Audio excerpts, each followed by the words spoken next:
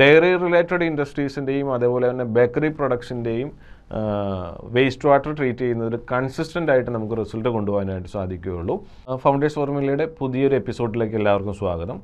ഇതിനു മുൻപുള്ള എപ്പിസോഡുകളിൽ 2016 മുതൽ നമ്മൾ ഒരു റിലേഷൻ മെയിൻറ്റെയിൻ ചെയ്യുന്ന ഒരു ക്ലയൻറ്റിനെ കുറിച്ച് സംസാരിക്കുകയുണ്ടായി. ആ ഒരു ഇൻഡസ്ട്രിയുടെ പ്രത്യേകത, അവരുടെ പ്രൊഡക്റ്റ് എന്ന് പറയുന്നത് സ്വീറ്റ് പ്രൊഡക്ട്സ് ആണ്. അപ്പോൾ ഷുഗർ കെയിനുമായിട്ട് ബന്ധപ്പെട്ടുകൊണ്ടുള്ള പ്രൊഡക്ട്സ് ആണ് വരുന്നത്.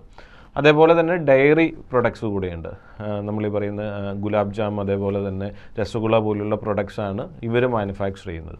അപ്പോൾ ഇവരുടെ വേസ്റ്റ് വാട്ടറിൻ്റെ പ്രത്യേകത എന്ന് പറയുന്നത് ഇതിനകത്ത് ഷുഗർ കണ്ടൻറ്റ് ഉള്ളതുകൊണ്ടും അതേപോലെ ഡയറി പ്രൊഡക്ട്സിൻ്റെ കണ്ടാമിനൻസ് ഉള്ളതുകൊണ്ടും ഈ വേസ്റ്റ് വാട്ടർ ഓരോ സമയം ചെല്ലുന്തോറും ഇപ്പോൾ ഒരു 24 മണിക്കൂർ കൊണ്ട് ഇതിനകത്ത് ഫെർമെൻറ്റേഷൻ പ്രോസസ്സ് നടന്ന് ഇതിനകത്തുള്ള വേസ്റ്റിൻ്റെ കണ്ടൻറ്റ് കൾച്ചർ ചെയ്ത് മൾട്ടിപ്ലൈ ചെയ്യുന്നൊരു സിറ്റുവേഷനാണ്. അപ്പോൾ ഈ വേസ്റ്റ് വാട്ടർ ഹാൻഡിൽ ചെയ്യുക എന്ന് പറയുന്നത് ഒരു ചലഞ്ചിങ് പ്രോസസ്സാണ്. നമ്മൾ നോർമൽ ഒരു വേസ്റ്റ് വാട്ടർ, ഒരു സീവേജ്, ഒരു ഹ്യൂമൻ വേസ്റ്റ് മാനേജ് ചെയ്യുന്ന രൂപത്തിലുള്ള ഒരു ഡിസൈൻ വെച്ചുകൊണ്ട് ഈ രൂപത്തിൽ ഡയറി പ്രൊഡക്ട്സിൻ്റെ ഇൻഗ്രീഡിയൻസും അതേപോലെ തന്നെ ഷുഗർ ഇൻഗ്രീഡിയൻസും ഉള്ള വേസ്റ്റ് വാട്ടറിനെ ഹാൻഡിൽ ചെയ്യുന്ന ആ ഒരു കോമൺ ഡിസൈനിൽ മാനേജ് ചെയ്യുന്നത് വലിയൊരു ബുദ്ധിമുട്ടാണ്. അതാണ് ആ ഒരു എഫ്ലുവൻറ്റിൻ്റെ പ്രത്യേകത ഉണ്ടായിരുന്നത്. നിലവിൽ ഇന്ന് ഇൻഡസ്ട്രിയിൽ ഈ വേസ്റ്റ് വാട്ടർ ട്രീറ്റ് ചെയ്യുന്നതിന് ട്രഡീഷണൽ ഡിസൈൻ വെച്ചിട്ട് പലരും ചെയ്യുന്നുണ്ട്. പക്ഷേ അപ്പോൾ സംഭവിക്കുന്നത് അത് ഒരു കൺസിസ്റ്റൻ്റ് ആയിട്ട്, കാരണം ഈ എഫ്ലുവൻ്റെ നേച്ചർ സീസണലായിട്ട് മാറും. ചില സമയത്ത് നമ്മുടെ ഫെസ്റ്റിവലിനെ ബേസ് ചെയ്ത്, ഇപ്പോൾ എക്സാമ്പിൾ ദീപാവലി സീസൺ ആണെങ്കിൽ ആ സമയത്ത് സ്വീറ്റ് പ്രോഡക്ട്സ് ആയിരിക്കും കൂടുതൽ വരുന്നത്. അതേസമയം new year and Christmas relate ചെയ്തുകൊണ്ട് വരുമ്പോൾ കേക്ക് റിലേറ്റഡ് പ്രോഡക്ട്സ് ആയിരിക്കും, അതിൽ ഫാറ്റും ഓയിൽ കണ്ടൻസും ആയിരിക്കും കൂടുതൽ. അപ്പോൾ അങ്ങനെ വരുമ്പോൾ ഈ എഫ്ലുവൻ്റെ നേച്ചർ ചേഞ്ച് ചെയ്യുന്നതിനനുസരിച്ച് ഇതിൻ്റെ ഔട്ട്പുട്ട് റിസൾട്ടിലും വ്യത്യാസങ്ങളുണ്ടാവും. അപ്പോൾ ഈ എഫ്ലുവൻറ്റിൻ്റെ നേച്ചർ കൃത്യമായിട്ട് സ്റ്റഡി ചെയ്ത് അത് ഓരോ സമയത്ത് വരുന്ന ചേഞ്ചസിനെ കൃത്യമായിട്ട് നമ്മൾ സ്റ്റഡി ചെയ്തുകൊണ്ട് അതിനനുസരിച്ച് ആ ട്രീറ്റ്മെൻറ്റ് പ്രോസസ്സ് സ്റ്റേബിളായിട്ട് റൺ ചെയ്യുന്ന രൂപത്തിൽ അതിൻ്റെ ഡിസൈനിങ്ങിൽ മാറ്റം വരുത്തിയാൽ മാത്രമാണ് ഈ ഡയറി റിലേറ്റഡ് ഇൻഡസ്ട്രീസിൻ്റെയും അതേപോലെ തന്നെ ബേക്കറി പ്രൊഡക്ട്സിൻ്റെയും വേസ്റ്റ് വാട്ടർ ട്രീറ്റ് ചെയ്യുന്നതിൽ കൺസിസ്റ്റൻ്റ് ആയിട്ട് നമുക്ക് റിസൾട്ട് കൊണ്ടുപോകാനായിട്ട് സാധിക്കുകയുള്ളൂ.